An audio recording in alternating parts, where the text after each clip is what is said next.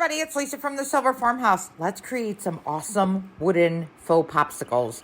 So I used a piece of wood that was 4 inches in length, 2.5 inches wide, and 3/4 of an inch thick. I just had some scrap wood lying around. I actually got a bag of scrap wood from Hobby Lobby that had all these wood pieces in it. And they were just scrap pieces, like little cut pieces of wood.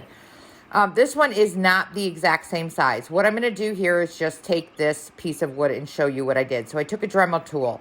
It's got a little sander, round sander attachment on it.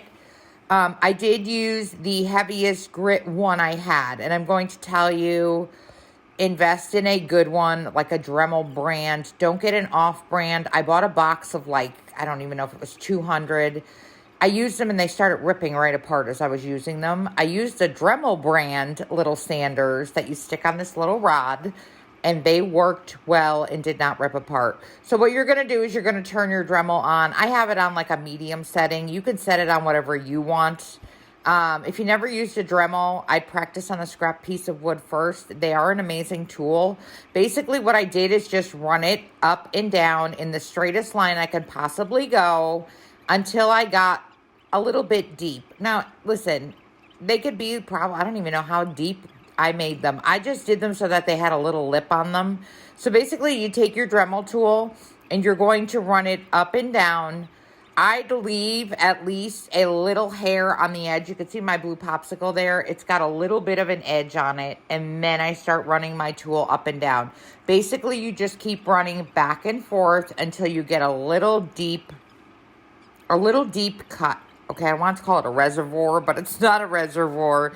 Just a little tiny deep cut all the way to the top of your popsicle and all the way to the bottom of your popsicle. And you're going to do this on each side, top side and back side. And you're going to make 2 little kind of runways with them. So that's what I did to create the little markings in the popsicle to make them look like a popsicle. And then I just took a little Dremel bit. This just has a little tiny ball on it. And I kind of just drilled, you can see my little straight line in the bottom of my piece of wood for my popsicle stick. You probably have to go in about 1 inch in order to get your popsicle stick in there. But you can see my 2 little lines, and I also did them on the back side too. So you just run up and down. And now I just took the Dremel and I kind of just softened all the corners of my popsicle. And then you can take a sander and you can soften all of your hard lines. I'm using 80 grit sandpaper and I'm just kind of softening all my hard lines around my entire popsicle. It takes a quick little sanding.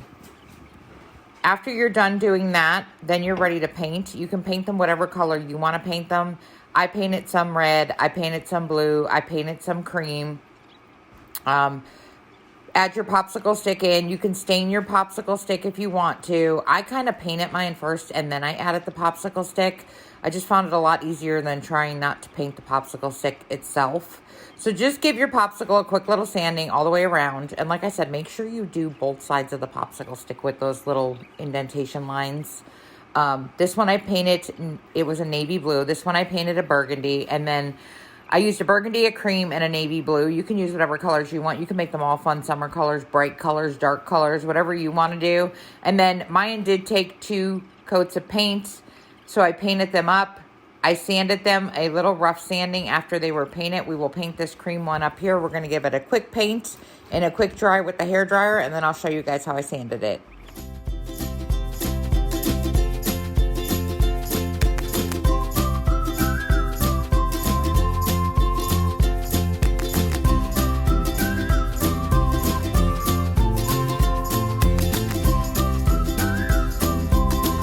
Now that we are done drying our little popsicle stick up, just take some 80 grit sandpaper and give it a rough sanding. I really focus on the edges and then I just hit everywhere else very lightly.